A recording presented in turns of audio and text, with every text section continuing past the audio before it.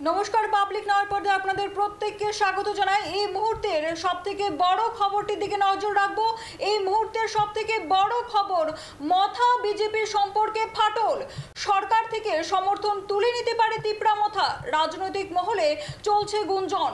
তিপ্রা মথার মিছিলে উঠল মুখ্যমন্ত্রী হায় হায় স্লোগান। জোট শরিকের মুখিয়ার বিরুদ্ধে স্লোগান দিয়ে জোট ধর্ম কি ত্যাগ করলো তিপ্রা মথা? প্রশ্ন উঠছে নানা দিকে। তিপ্রা মথা ও বিজেপি হয়তো আর জোট থাকছে না।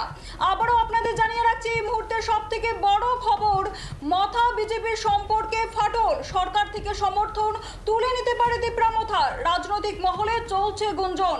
তিপ্রা মথার মিছিলে উঠল মুখ্যমন্ত্রী হায় হায় স্লোগান। জোট শরিকের মুখিয়ার বিরুদ্ধে স্লোগান দিয়ে জোট ধর্ম কি ত্যাগ করলো তিপ্রা মথা? এ নিয়ে নানা দিকে প্রশ্ন উঠছে। এই বিষয়ে আরো বিস্তারিত জানবো। আমাদের নিউজ রুম থেকে রয়েছেন editor in chief Prasenjit Bhattacharya. Prasenjit da, তোমার কাছে কি বিস্তারিত রয়েছে বলো। একেবারেই নবনীতা, যে বিষয়টি খুবই গুরুত্বপূর্ণ এই মুহূর্তে রাজ্য রাজনীতিতে, যে মথার অবস্থান কোন দিকে থাকবে মথা। মথা কি বিজেপির সঙ্গে জোটে থাকবে, নাকি মথা অন্য কোনো প্ল্যানে রয়েছে? কারণ একাধিকবার আমরা দেখেছি, একাধিক বিষয়ে রাজ্য রাজনীতিতে উঠে এসেছে। প্রথমত হচ্ছে মথার আকস্মিক বিজেপির সঙ্গে চলে যাওয়া। 2023-এর নির্বাচনে গোটা রাজ্য দেখেছিল মথা এক প্রকার বিরোধী দলের একটা গুরুত্বপূর্ণ ভূমিকায় ছিল, প্রধান বিরোধী দল ছিল তারা। আচমকাই তারা বিজেপির সঙ্গে সরকারে চলে যায়, বিজেপির সঙ্গে তারা জোট করে। তারপর যেটা বলা হয়েছিল, মথার যিনি সুপ্রিমো ছিলেন প্রদ্যুৎ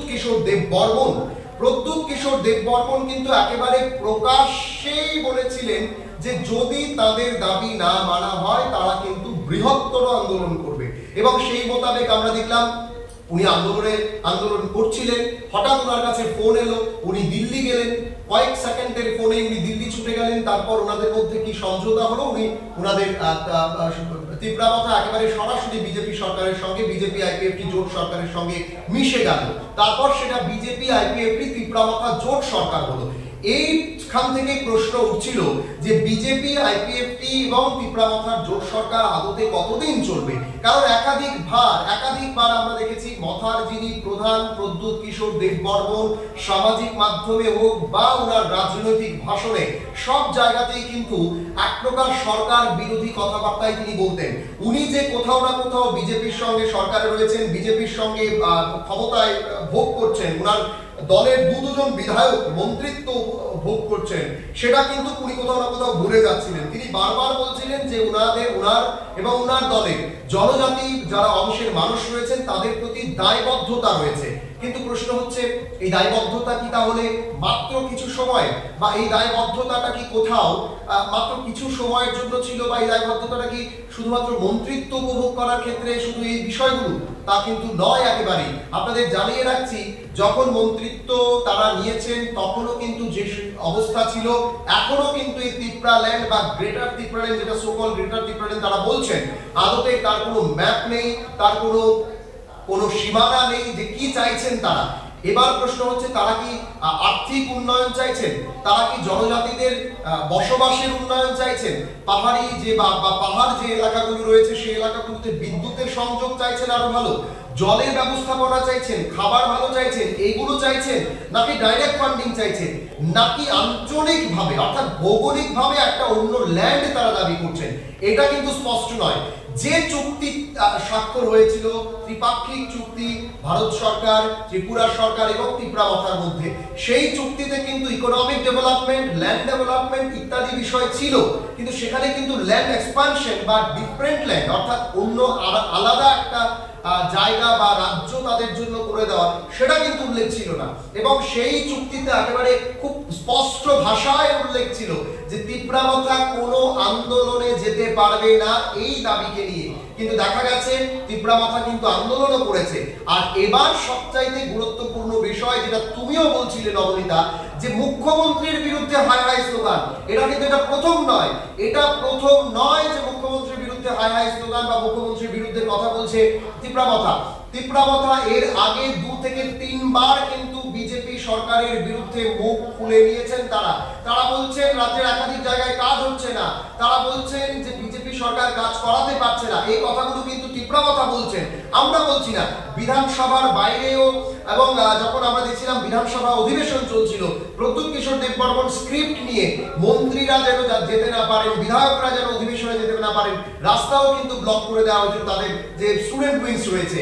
এবং সেখানে প্রদ্যুৎ কিশোর দেববর্মন নিজে গেছিলেন স্বয়ং।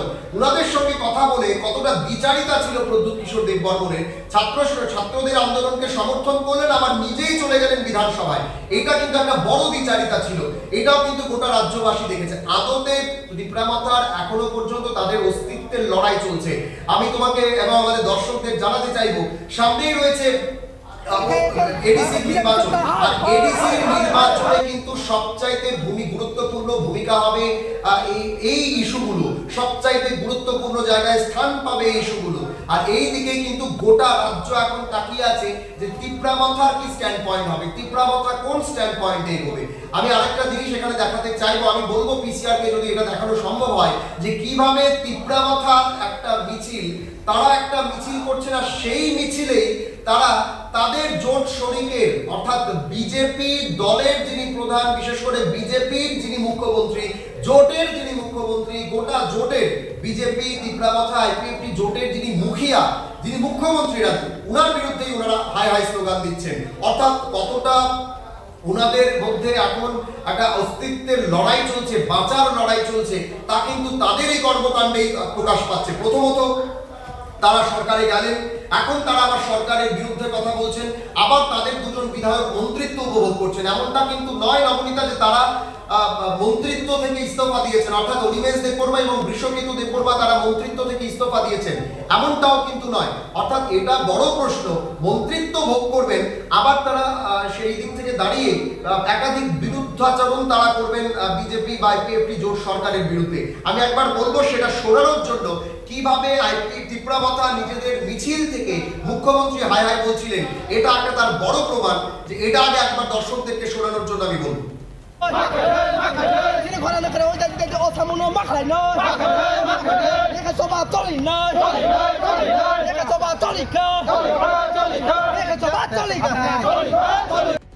Bangladesh government samu phane ke doktor manik sa hai o doktor manik sa hai Bangladesh government samu phane ke doktor manik sa hai o samu phane ke CM doktor manik sa hai BJP sarkar hai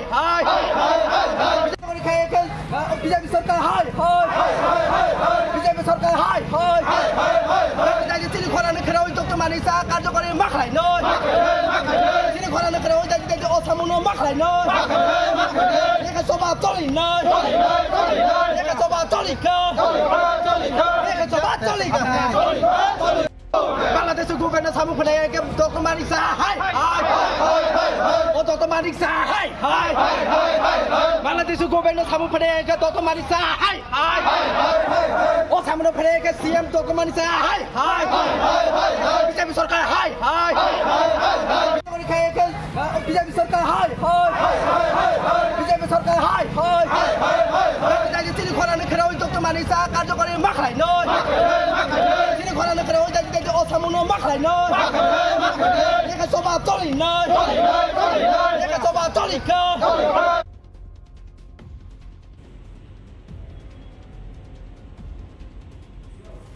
অর্থাৎ দর্শকরা কিন্তু দেখলেন যে এই যে বিষয়টা নবনীতা, যেটা তুমিও বলছিলে শুরুতে, যে কোথাও কি মথা বিজেপির সম্পর্কে ফাটল ধরলো, বা মথা কি এবার তারা তাদের আসল জায়গায় আবার ফেরার চেষ্টা করছেন কিনা, যেটা তাদেরকে জনগণ রায় দিয়েছিল যে প্রধান বিরোধী দলের ভূমিকা তারা পালন করবেন, তারা বিরুদ্ধাচরণ করবেন, তারা যে কাজগুলো করছিলেন, যে সরকার যদি কোনো ভুল কাজ করে সেই ভুল কাজগুলো দেখিয়ে দেবেন। তার পরিবর্তে তারা কিন্তু একটা চুক্তি করলেন, চুক্তি করে সরকারে গেলেন, তাদের দুজন বিধায়ককে তারা মন্ত্রী বানালেন, একজন পূর্ণমন্ত্রী, একজন রাজ্যমন্ত্রী। অর্থাৎ এই জায়গা থেকে একটা বিষয় কিন্তু এখন স্পষ্ট, আরো একবার আমরা বলতে পারি, মথা বিজেপির সম্পর্কে ফাটল। এবং খুব শীঘ্রই নবনীতা, আমি আমার দর্শকদেরকে এবং তোমাকে জানাতে চাইবো, খুব শীঘ্রই প্রদ্যুৎ কিশোর দেববর্মনের দল তীব্রামাথা রাজ্য সরকার থেকে সমর্থন তুলতে যাচ্ছে, যা আমাদের সূত্র বলছে। আমি একবার আমার দর্শকদেরকে জানাতে চাইবো, এটা একটা বড় খবর এই মুহূর্তে গোটা রাজ্যের জন্য। অতি শীঘ্র, এটা খুব সম্ভব অদূর একেবারে যে অনেকটা আমরা সময়, আমাদের সূত্র যেটা বলছে সেটা খুব দেরি নয়, খুব শীঘ্রই কিন্তু মথা তাদের সমর্থন তুলতে যাচ্ছে বিজেপি আইপিএফটি জোট সরকার থেকে। অর্থাৎ মথা পুনরায় বিরোধী দলের আসনে বসার চেষ্টা তারা কিন্তু করবেন, কারণ এখানে তাদের এখন একটা বড় সমস্যা হয়ে দাঁড়িয়েছে। তারা কিন্তু যখনই পাহাড়ে যাচ্ছেন, এই প্রদ্যুৎ কিশোর দেববর্মন, যিনি নিজেকে মহারাজা বলে দাবি করেন, যিনি বলেন যে তিনি একজন রাজা, আদতে এখনো কিন্তু রাজ্যে রাজশাসন নেই, সেই জায়গা থেকে দাঁড়িয়ে উনি নিজেকে রাজা বলছেন, দুবাগরা বলছেন, ওটাই ওনার ব্যক্তিগত বিষয়। কিন্তু উনার দল এবং উনার দলের বিধায়ক এবং জনপ্রতিনিধিরা তারা কিন্তু কেউ সাধারণ মানুষের কাছে যেতে পারছেন না। যখনই তারা জনজাতি অংশের মানুষের বাড়িতে যাচ্ছেন, তাদেরকে প্রথম প্রশ্নটা করা হচ্ছে গ্রেটার ত্রিপুরাল্যান্ডের কি হলো, কবে হবে গ্রেটার ত্রিপুরাল্যান্ড। এই যে 2023-এর সরকার গঠন হওয়ার পর এখনো পর্যন্ত প্রায় 2 বছর চলে গেছে, এডিসিতে সরকারে রয়েছেন তারা, অর্থাৎ ত্রিপুরা মথা কিন্তু এডিসিতেও সরকারে রয়েছে, এডিসিতে তাদের সরকার রয়েছে, তাদের এমডিসি রয়েছে, তাদের সিএম রয়েছে। সেই জায়গা থেকে দাঁড়িয়ে কেন এডিসি উন্নয়ন হয়নি? এখনো আমি তোমাকে বলতে পারি নবনীতা, যে আমাদের এডিসি এলাকাগুলোতে এখনো জলের জন্য হাহাকার করছেন অনেক মানুষ, বিদ্যুৎ সমস্যা রয়েছে, এডিসির কোনো ডেভেলপমেন্ট হয়নি। আগামী বছর এডিসির নির্বাচন হতে যাচ্ছে, 2021-এর পর 2026-এ নির্বাচন রয়েছে, এডিসির নির্বাচন। এই 1 বছরে তারা কোনো, এতদিনে কিন্তু এই যে গোটা 4 বছর তাদের শাসন ছিল এডিসিতে ত্রিপুরা মথা, তারা কিন্তু কোনো রিপোর্ট কার্ড দেখাতে পারবে না। তাদেরকে জিজ্ঞাসা করা হলে তারা একটা কথাই বলেন, তাদের ফান্ডিং এর সমস্যা রয়েছে, তাদের ফান্ড নেই, তাদেরকে রাজ্য সরকার বা কেন্দ্রীয় সরকার ফান্ড দিচ্ছেন না, এই একটা কথাই কিন্তু তারা বলছেন।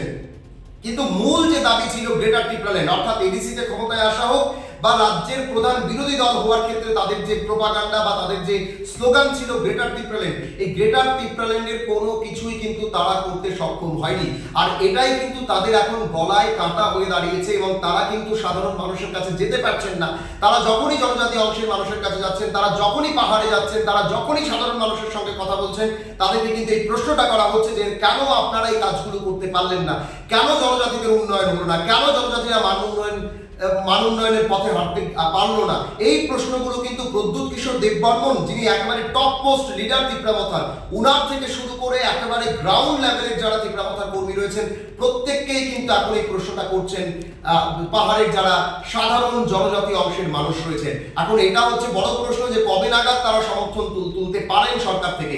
আমাদের কাছে যা সূত্র রয়েছে, অতি শীঘ্রই কিন্তু সরকার থেকে সমর্থন তুলে নিতে পারে ত্রিপুরা মথা, এবং এখানে তারা যে কারণটা দেখাতে পারেন বা তারা যে কারণটা বলছেন যে তাদের দাবি নাকি কেন্দ্রীয় সরকার মানতে চাইছেন, অর্থাৎ কোথাও না কোথাও রাজ্য সরকার এবং কেন্দ্রীয় সরকারকে চাপে রাখাই হচ্ছে প্রদ্যুৎ কিশোর দেববর্মনের এই সুচতুর কৌশল। নবনীতা,